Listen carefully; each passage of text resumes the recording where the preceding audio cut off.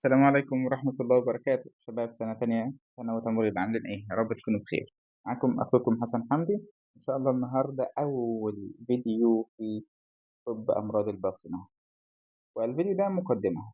هو يعني تقدر تقول ملوش علاقة بالمنهج، ولكنه مفتاح مهم جدا وأساسي جدا عشان تخش على المادة تعرف تفهمها كويس بإذن الله. صلى على النبي، نبدأ بسم الله. أول حاجة طب أمراض الباطنة، ده جزء من المواد الطبية اللي عليك. يعني إيه الباطنة؟ مصطلح الباطنة دي مش معناه البطن للأسف، ده معناه الأمراض الباطنة اللي داخل جسم الإنسان، فيشمل الأمراض الخاصة بالغدد الصماء، يشمل الجهاز الهضمي، يشمل الجهاز البولي، الكلى، الحالب والمثانة والكلام ده كله، يشمل الجهاز العصبي، تمام، ويشمل الجهاز التنفسي. فالأمراض الباطنة تشمل ده كله، تشمل ده كله بإذن الله. فده بالنسبة لمادة أمراض الباطنة. هناخد فيها إيه؟ هناخد فيها الأمراض المتعلقة بمعظم أجهزة الجسم أو أجهزة الجسم كلها، ولكن أشهر مرض 2 أو 3 وهكذا. وكل مرض ما تقلقوش، المادة عبارة عن في الكتاب 90 صفحة، 90 صفحة على مدار السنة كلها، فالكمية بصراحة بسيطة وحلوة، تمام. نصلي على النبي، نبدأ بسم الله. عدد الفصول هم 10 فصول، تمام، 10 فصول هندرسهم. أول فصل هندرس فيه الأمراض المتعلقة بالقلب، ثاني فصل الجهاز التنفسي، تالت فصل الجهاز الهضمي، رابع فصل الكبد، تمام، الفيرال هيباتيتس عدوى الكبد الفيروسية، والجهاز البولي الفصل الخامس، وعندنا الدم، عندنا الغدد، وطبعا أهم الغدد عندنا السكر دايابيتس ميليتس، هي اللي بيفرز الإيه؟ لها علاقة بالأنسولين والبنكرياس والكلام ده كله، والغدة إيه؟ الهايبوثالاموس والغدة الدرقية كذلك برضه. وعندنا الأمراض المعدية، وعندنا الجهاز العصبي، عندنا أشهر حاجتين اللي عندنا في الدرس في الفصل ده، الكوما، الغيبوبة، والمننجيتس التهاب الأغشية السحائية، وعندنا أشهر الأمراض الجلدية والتناسلية. ده بالنسبة لمادة طب أمراض الباطنة اللي هتاخدوها إن شاء الله على مدار السنة. وأنا إن شاء الله في المادة ديت هنشرح مع بعض كذا فصل أو كذا درس، من ضمنها هما 7، من ضمنها الشيست بين اللي هما الأنجينا اللي هي الذبحة الصدرية، وكذلك الإسكيميك هارت ديزيزز، ديزيزز يعني أمراض، هارت يعني قلب، وإسكيميك اللي علاقة بالبلطات، يبقى تسمى أمراض القلب الإكثارية أو الإيه، المشاكل في الأوعية الدموية، تمام؟ تمام. وعندنا الهارت الهايبرتنشن، يعني ارتفاع ضغط الدم، الهارت فيلير، فشل القلب، تمام؟ فشل القلب ده عبارة عن إيه؟ قال القلب بيعمل إيه؟ أولا بيضخ الدم، ضخ الدم، تمام، ضخ الدم. طيب بيعمل إيه لما يضخ الدم؟ بيوصل الدم والأكسجين للجسم، صح؟ فبالتالي لو ضخ الدم حصل فيه اضطراب، وبالتالي تغذية الأعضاء حصل فيها اضطرابات، فإذا القلب فشل في القيام بمهمته، فإذا نسميها هارت فيلير. هنعرف فيها تفاصيل بإذن الله بعدين. الكارديو يعني لها علاقة بالقلب، البلمونري الرئة، ريسوسيتيشن انعاش، يبقى انعاش قلب رئوي، كارديو بالمونري ريسوسيتيشن، CPR. البرونكيال أزمة، تمام، البرونكيال يعني الخاصة بالقصبة الهوائية، الأزمة اللي هي الإيه؟ الربو. هنعرف إيه اللي بيحصل فيها. وآخر حاجة معانا اللي هتبقى متاحة على اليوتيوب الTB اللي هو السل المنري، قلنا إيه ده. طيب هنعمل إيه؟ قلنا على اليوتيوب، قلنا ال7 فيديوهات دولت أو 7 مواضيع دولت هنبقى متاحين على اليوتيوب بإذن الله. طب وباقي الفيديوهات هتبقى متاحة في الكورس بتاعنا نيرسو سيلك، تمام، متاح بخصم 75% زي ما قلنا. لو حابب تستفسر هتخش على الرقم ده وتتواصل معاهم هم يبلغوك بإذن الله. 010-154-54-219، ده رقم الخاص بالكورسات. اسأل بإذن الله. متاح للأربع مواد، الأربع مواد خصم 75%، خصم خطير جدا بإذن الله للترم كامل، هنقسم السنة لترمين، تمام. طلع على النبي ونبدأ بسم الله. طيب دي بالنسبة للموضوع اللي هتبقى متاحة على اليوتيوب، وخدنا أسماء الفصول كنبذة مختصرة عن المادة. حاضر. أول حاجة هنعرفها في المادة دي كمقدمة هي المصطلحات المستخدمة في كل مرض تقريبًا. معظم الأمراض هيجيب لي عناوين من دي كلها، العناوين دي. طب اسمها إيه العناوين دي؟ أول حاجة الdefinition اللي هو التعريف، definition اللي هو الإيه؟ التعريف، وcauses اللي هي الأسباب، causes اللي هي الأسباب. methods of infection، methods of infection، infection يعني عدوى، methods يعني طرق، يبقى طرق انتقال العدوى. والepidemiology، ology ديت معناها علم، والepidemiology هي علم الأوبئة. عارفين الابيديميك، بانديميك، كان عليكم الكلام ده في الإعدادي، عارفين إن ده معناه وباء. فإبيديميولوجي يعني علم الأوبئة. ماله؟ يدرس دراسة وتوزيع المرض، يعني بيشوف هو متوزع في أنهي بلد، وبالتالي يشوف إيه الأسباب اللي خلت المرض ده يحدث في البيئة دي معينة بعيدا عن غيرها. تمام؟ تمام جدا. زي ما حصل في كورونا، وكان قال لك أكتر الدول اللي فيها كان الصين، فبالتالي يبقى في بعض الحاجات اللي هنشوفها ونستنتجها منهم في مش عارف منتشر في إيه تاني، منتشر في إيه تاني، وبعد كده وصلنا لبعض النقاط اللي كانت مهمة. طيب قال لي إيه تاني؟ قال لي السيمبتومز. يعني إيه السيمبتومز؟ هي الأعراض الظاهرة على المريض. المريض هيجي بسيمبتومز، جاي يكح لو في الجهاز التنفسي مثلا، جاي مش عارف إيه. هو أول حاجة درس عندنا اللي هو الأنجينا، ذبحة صدرية، جاي بألم في الصدر اللي هو بنقولها كرشة نفس، مش عارف إيه، وهكذا. حاسس بثقل في جسمه، ارتفاع الضغط، ده حاسس بصداع رهيب جدا بالكم. طيب وهكذا. طيب السيمبتومز عندنا الكومبليكيشنز، قال المضاعفات. الشخص ده لو أهمل المرض بتاعه هيدخل في الكومبليكيشنز، المضاعفات. وأنا كدكتور أو كممرض لازم ناخد بالي من الدياجنوزس اللي هو الإيه؟ التشخيص. وآخر حاجة بعملها الإيه؟ تريتمنت. فعندنا العناوين دي كلها موجودة في تقسيمة الإيه؟ تقسيمة المواضيع. كل موضوع هيبقى فيه كذا عنوان من العناوين دي. قلنا definition يعني التعريف، causes الأسباب، عندنا methods of infection طرق انتقال العدوى، والepidemiology يعني علم الإيه؟ دراسة الأوبئة، عندنا symptoms يعني الأعراض اللي المريض جاي بيها أو اللي ممكن يجي لك بيها في كل مرض، والcomplications اللي هي المضاعفات اللي ممكن تحصل لو المريض ده أهمل أو خد العلاج غلط، وعندنا diagnosis التشخيص، عندنا آخر حاجة الإيه؟ treatment. صلوا على النبي ونبدأ بقى بسم الله. قال لي يعني كل حاجة في التعريف هتلاقي بسيط بإذن الله في معظم الحاجات. causes تمام، methods، epidemiology، symptoms، complications، treatment. الدايجنوزس هنا هتلاقي فيه بعض العناوين. ندخل بقى بعد كده على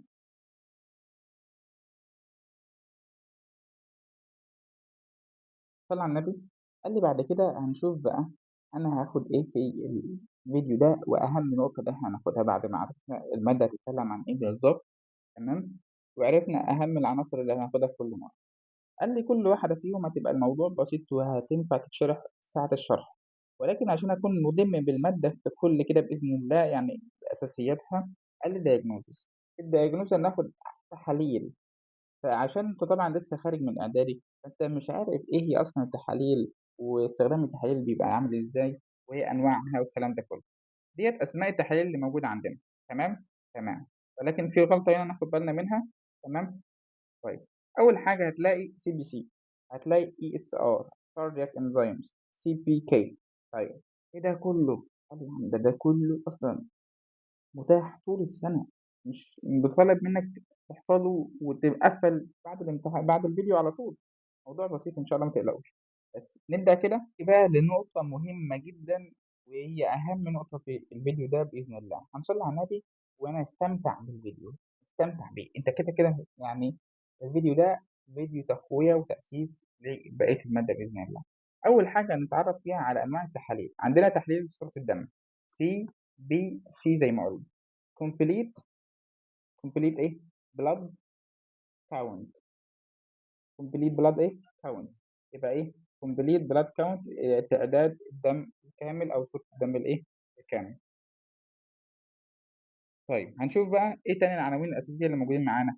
قال لي عندنا فحوصات المصل سيرولوجي، المصل اللي هو اسمه السيرم، السيرم.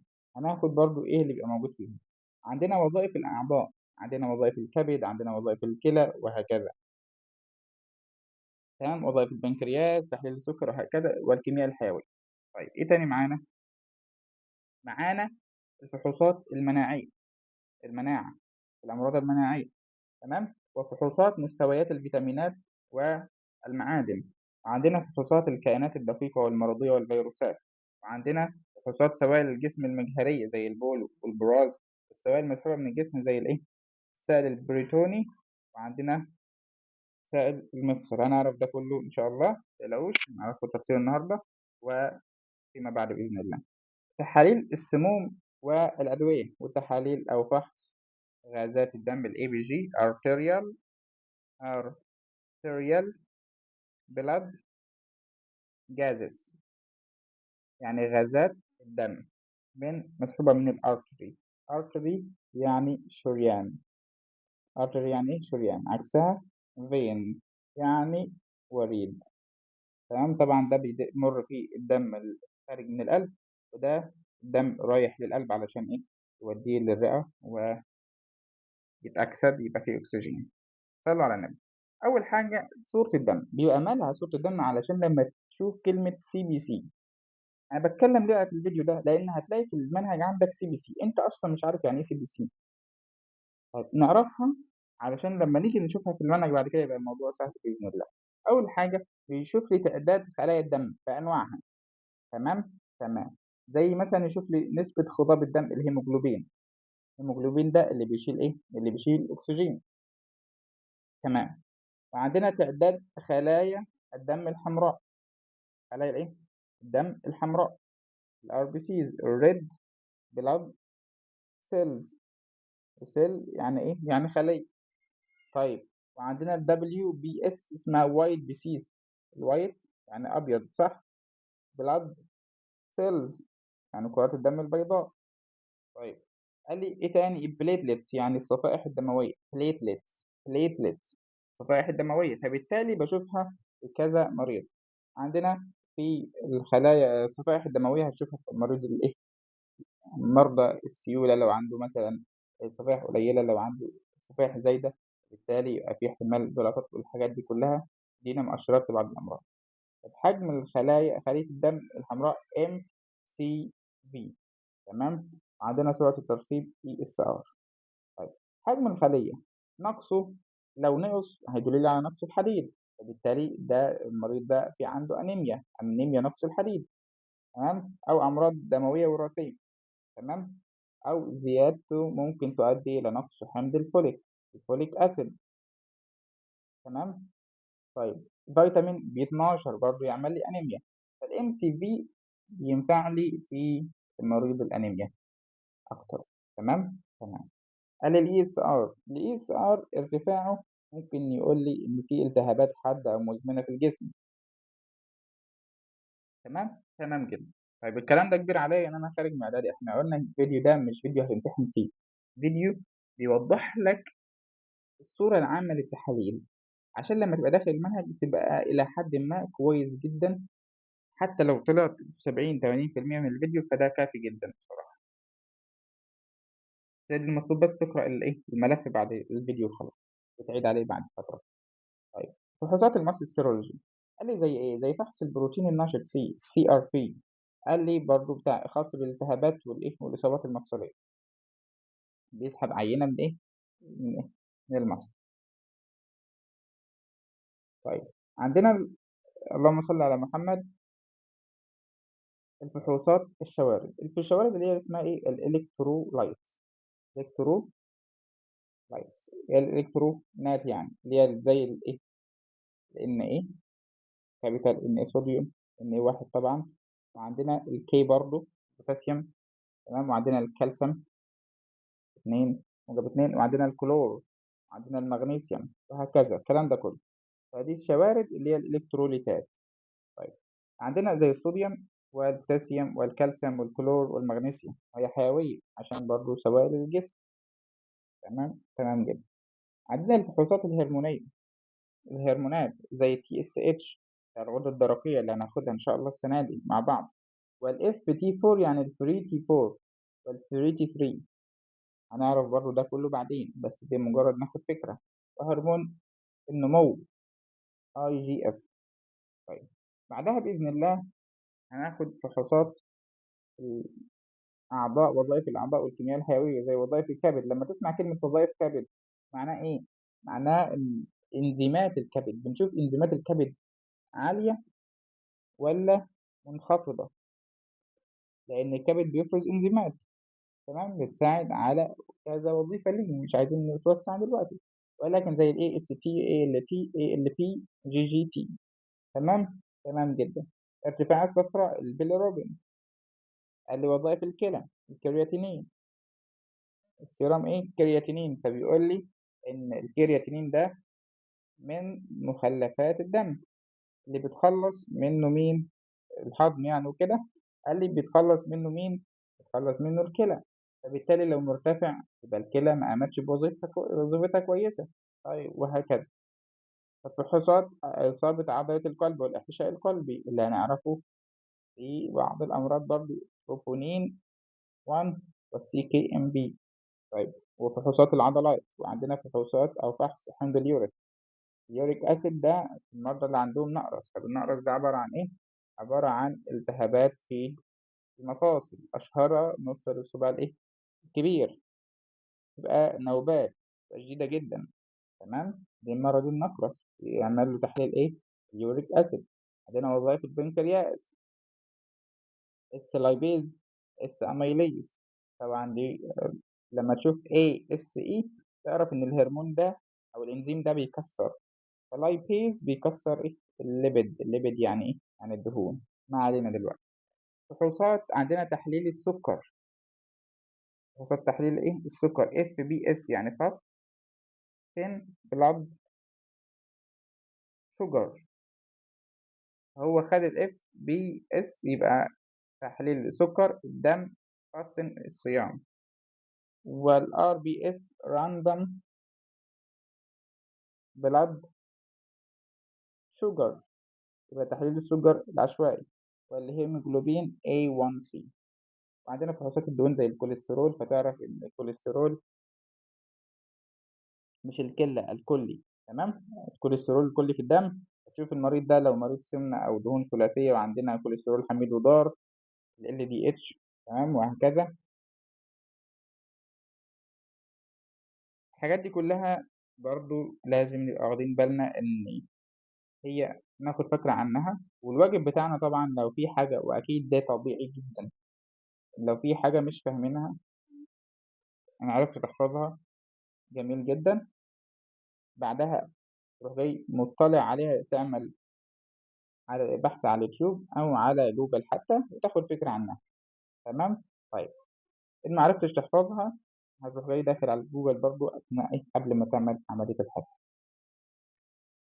بالنسبة بقى لفحوصات تخثر الدم أو تجلط الدم، فهي برضو الناس اللي عندهم نزيف أو تجلط. تمام. بالتالي برضو بنشوفها اللي ماشيين على وارفرين بتاع السيولة. البي تي ده موجود ذكور عندكم في المنهج، بروثرومبين ليفل. تمام، أو تايم، بنشوف الجلط في قد إيه، ففي سرعة ولا لأ.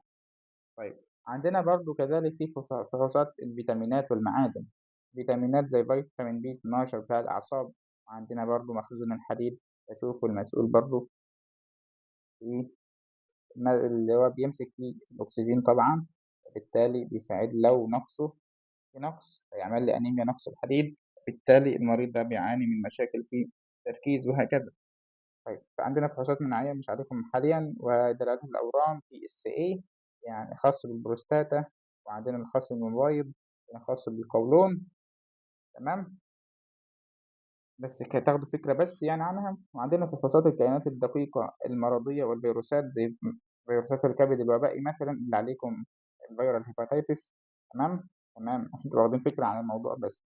وعندنا سوائل الجسم زي البول والبراز، ده أشهر حاجة أنتوا عارفينها، وسائل المفصل لما بيسحبوا عينة من سائل المفصل عشان يشوفوها. بيشوفوا فيها إيه، بيشوفوا فيها الشوارد اللي إحنا قُلنا الإلكتروليتات بس ترجمتها الشوارد، عندنا السُكّر تمام، الجلوكوز وعندنا البروتينات وعندنا العوامل الفيزيائية وكيميائية حاجات تانية برضه.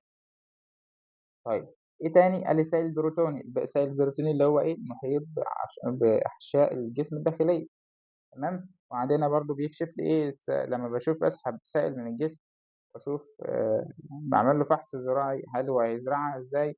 الزراعة ديّة بيبقى في الميكروسكوبات في المعمل بيحط العينة ديّة على حاجة اسمها أجار أو شريحة، ويحط يبقى فيها مواد ويبتدي يكشف عن نوع البكتيريا بطرق معملية خاصة، ويشوف لي يكتشف لي البكتيريا، وبعد ما يكتشفها هيدّي لها مضاد حيوي خاص بيها تمام، وعندنا آخر حاجة تحاليل السموم والأدوية، لمّا في واحد عنده خَد دوا سُرعة وعامل له تسمُّم أو digoxin بتاع القلب، فبالتالي ابتدي أشوف مستوى الإيه، الدوا في الدم، أشوف المريض محتاج الخطوة اللي بعد كده إيه بالضبط، وكذلك آخر حاجة قُلنا الABG اختصارها arterial blood إيه، blood gases يعني غازات الدم اللي مسحوبة من الإيه، من الشريان تمام، تؤخذ من الشريان أو الوريد لتقييم التوازن الحمضي القلوي، الحمض الإيه، القلوي ومساواة الأكسجين وثاني أكسيد الكربون، باشوف الإيه،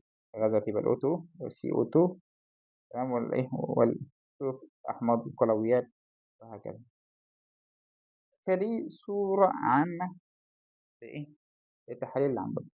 قد تلاحظوا إن الموضوع وأنا مراعيكم بصراحة إن الموضوع ممكن يكون بعض الناس تفهمه وبعض الناس تحس إن هو الموضوع تقيل، أنا إيه اللي جابني هنا؟ بس بإذن الله هتفهموا ده كله وهتعرفوا قيمة ده كله حتى لو مش فاهمين دلوقتي أوي، ولكن إن شاء الله مع أول فيديو هينزل للمادة هتلاقوا نفسكم واخدين نبذة كويسة، عارفين تمشوا في المنهج كويس. ودي بالنسبة للتحاليل تاني نقول أسمائها بالعربي تمام، إحنا ذكرنا النهاردة قلنا تحاليل عندنا تحاليل صورة الدم، صورة الإيه؟ الدم أو تعداد الدم الكامل CBC، عندنا في فحوص المصل، عندنا وظائف الأعضاء، وظائف الكبد، وعندنا وظائف الكلى، وعندنا وظائف البنكرياس تمام، عندنا تحليل السكر، وعندنا فحوصات الدهون وتخثر الدم، عندنا فحوصات الفيتامينات والمعادن، فحوصات مناعية، دلالات الأورام، عندنا فحوصات الكائنات الدقيقة والمرضية، عندنا فحوصات سوائل الجسم، وعندنا السموم والأدوية، وعندنا غازات الدم تمام؟ تمام.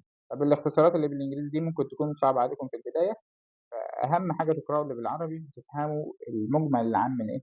من موضوع الفحوصات. اتكلمنا في أول الفيديو عن عدد الفحوصات اللي هندرسها وهم 10 زي ما قلنا، وهندرس فيهم أشهر الأمراض قررين 3 من كل جهاز تمام، فالموضوع بسيط بإذن الله كويس برضه. وهناخد قلنا الفيديوهات المتاحة على اليوتيوب هم 7 فيديوهات إن شاء الله.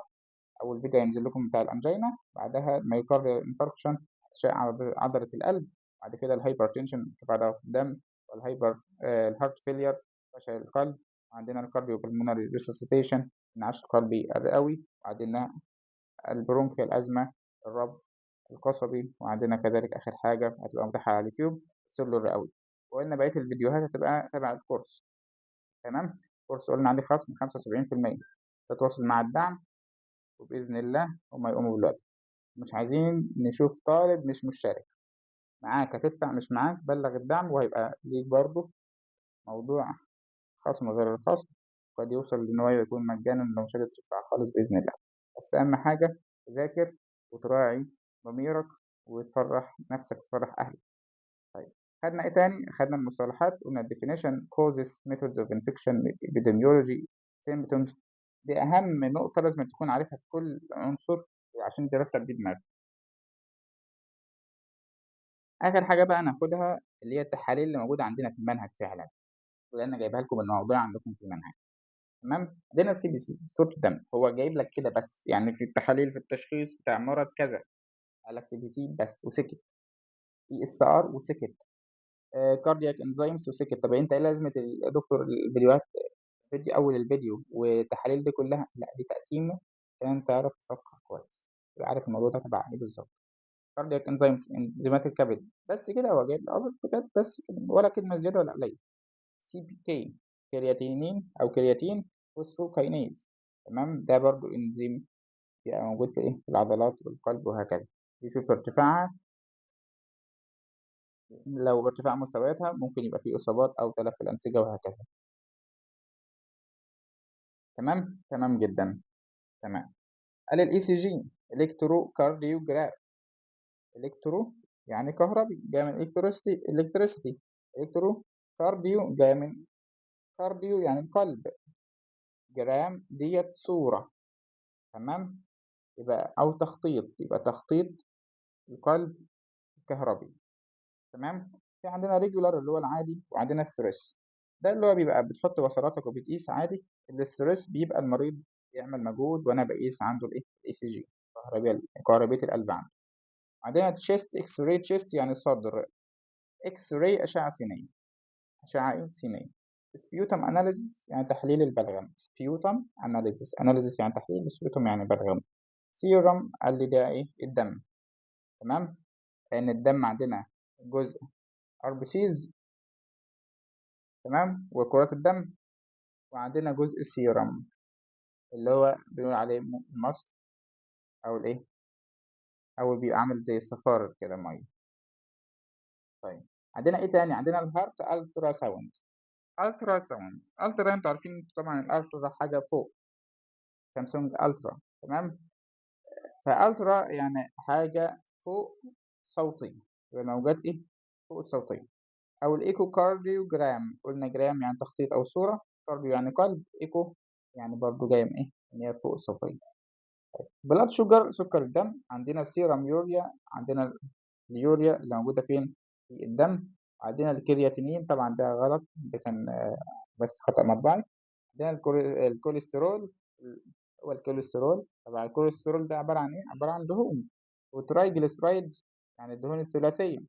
fundus examination ده اسمه بالنسبة لفحص قاع العين. تمام؟ تمام. عندنا arterial blood gases لغازات الدم، liver function tests والkidney function tests، وظائف الكبد ووظائف الكلى. دي بالنسبة لأهم التحاليل اللي موجودة عندكم في المنهج كله بإذن الله. تمام؟ قد يزيد تحليلين 3 بس ديّة في مواضيع خاصة. طب إيه هو الكرياتينين اللي أنا سِبته هنا؟